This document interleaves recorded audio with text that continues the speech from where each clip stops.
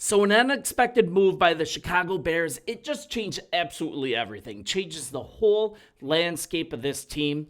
And we're going to talk about Rome Odunze today. So in a series of moves, Rome has shown the team something completely different. And while we're at it, so has Caleb Williams. Guys, this is so good. Rome is completely bought into this team. He's going to have a huge year. He's doing everything the right way. And per Matt Zahn, both first-round draft picks from last year, they're here this week for practice. I'm going to talk about why that's significant.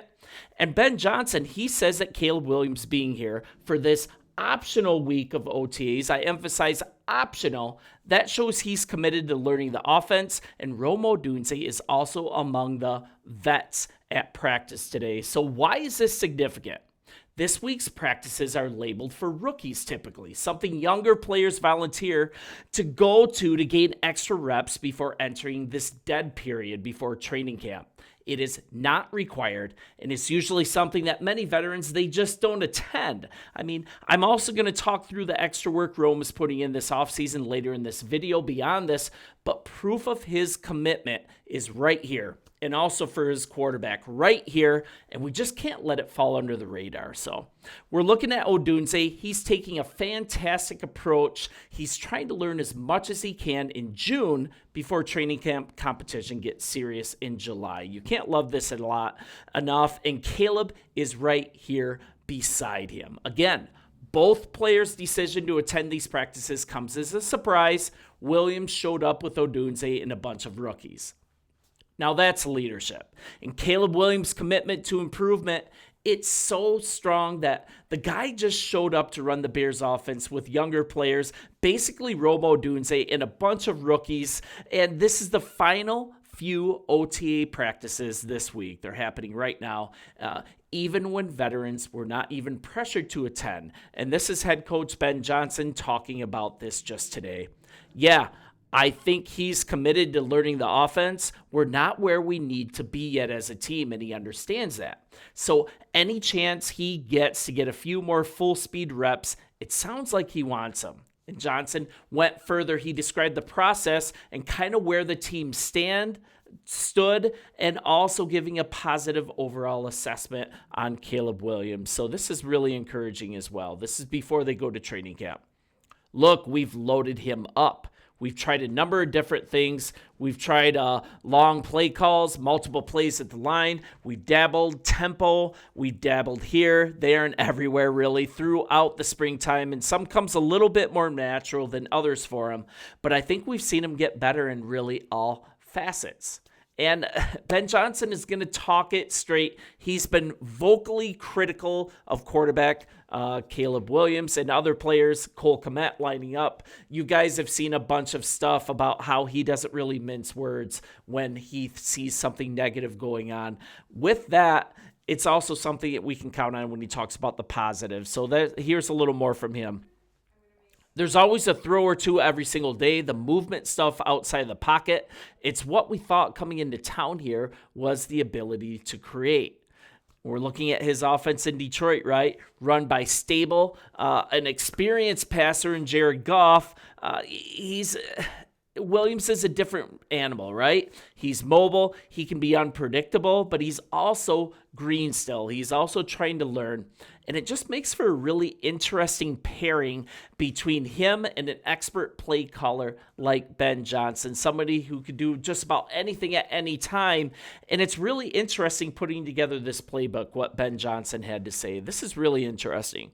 Sometimes you get wrapped up when you're in the middle, you're in the multiple play call game, being in the perfect play all the time for the perfect coverage, that look of the defense.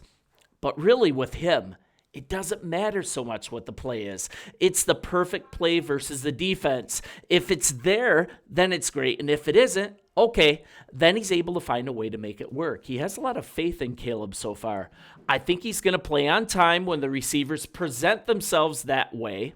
And if they're not there, if the number one target or number two is not there, then he's got the ability to make it right for us. I really like what he's saying, his attention to detail. He's pointing out, my quarterback's going to be on time when the receivers are on time. when the receivers do their job. He is all about precision in this offense, and I really love the way this is sounding. I can't wait to see it on the field, but I love the way this is sounding.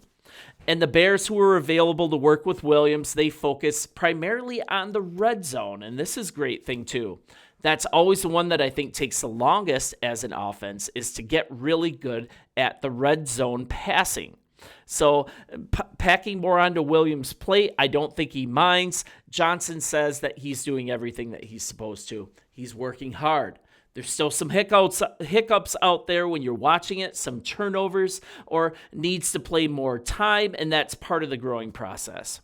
So we're well into that start of that process, pretty much 3 weeks of OTAs on the field. Now we've got this extra, essentially rookie OTA, optional for the veterans. It's just this work like today. It can only lead to less hiccups once training camp starts. And then we're also looking at some other things. Burden and Loveland, they're still on the mend from injuries this spring, but all reports are coming out in the positive for these two players. I didn't like at first that I saw that Burden would most likely be ready for camp, but all indications are that we'll have both players ready for training camp in July. They will absolutely be ready to go. And on top of that, what Odunze is showing this coaching staff, like he's absolutely serious about getting better this year. And maybe then he's going to get the ball more frequently than this previous regime. I think there's a world that Odunze ends up being the number one receiver for this offense, especially you guys that are playing fantasy. Buy shares of Rome Odunze, but don't pay for the ceiling. Pay for kind of the medium floor. That's why I'm trying to do presently. Joe, if you're watching this, let's get a deal done. But if we look at last year, it wasn't exactly incredible for Rome, right? 54 catches, 734 yards, 3 touchdowns. Yes, I'm a doghouse. Odunze also learned the intricacies of playing receiver in the NFL over this last year, and he really thinks that it's going to be of great benefit to him in the fall. And this is straight from Odunze. This is via Jana Bardal of theathletic.com. It's a different game than college football. There are different windows, different ways to get open, and there's a different pace that you have to get adapted to. Having a full season under my belt, I feel like I'm aware of those things. I can now play the game freely in a way that I know where I need to be, when I need to be. And with Caleb Williams joining him in this final optional OTA, few practices with the rookies, it's just a really good thing. And now we're looking at him also doing something different. He added more body mass this offseason, and I want to talk about that. I feel great. And this is Thursday, the last day of mandatory minicamp. I feel like I've taken what time in the offseason up from when we finished playing up until this point to kind of dial in what I feel like I need my physicality and body type to be to play at this level, at a high level. And I think I've continued to make strides in that aspect, whether that's strength, upper body, all those different things. I feel like I've made strides. And head coach Ben Johnson, he said that he's seen that growth from Odunze. He's actually kind of gushing about Odunze. And Odunze is also a really good guy. He was named the rookie recipient of the Brian Piccolo Award for last season. And for much of the offseason, he's showing tons of maturity for a player his age. And we're kind of looking at here, he turned fat into lean muscle in order to keep up with the professional game's physicality, and that was a real thing. He said that the added strength will help him win hand fighting battles, as well as positioning himself well at the top of routes and 50-50 throws. This is so beneficial, and he hasn't missed a bit of his speed with the weight gain. It's just a really good addition of muscle mass, and we were able to see it as fans as early as when the Bears showed up at camp and they were kind of showing their fits. Like Rome Odunze was obviously more muscled, and this is being recognized during practice as well. This is a little more from Johnson. I'm extremely impressed. To be a second-year guy, you would expect a little more inconsistency, and yet the way he approaches the meeting room, the walkthroughs, and on field, the drill work, it's very much like a seasoned pro, some of the best that I've been around. And we'll see what this growth leads to on the field. But man, Odunze is very excited to be a part of this offense. He doesn't seem to care what his role is. More from Odunze. I mean, this is an explosive offense. I think Ben and the crew have great offensive minds, so I feel like they can help put me in positions to succeed. That's all I can ask for. At the end of the day, I have to go out there and make the plays and get the job done regardless. So this is just really good news to see this. The coaching staff is going to be so good for Rome Odunze. The last word from him, I think Ben Johnson and crew have great offensive minds. I feel like they can help put me in positions to succeed, and that's all I can ask for.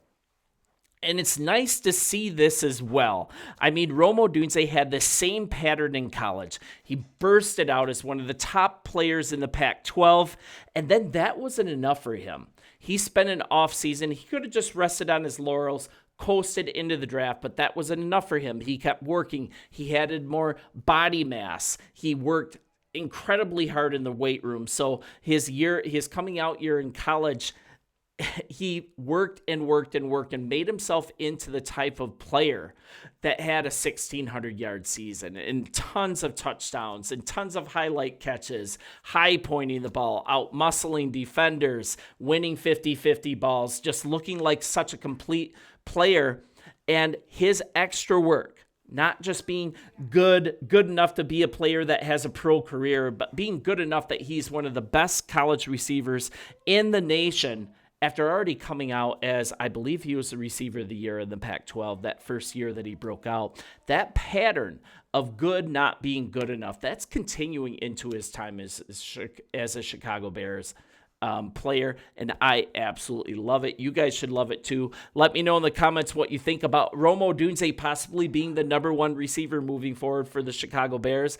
I don't think that's such a bold take, and I cannot wait to see the results on the field. You guys bear down. I'll continue to be here with Bears News on the Daily, and you guys have been awesome. Appreciate you. Hit the subscribe button as we push towards 10,000 subscribers. See ya.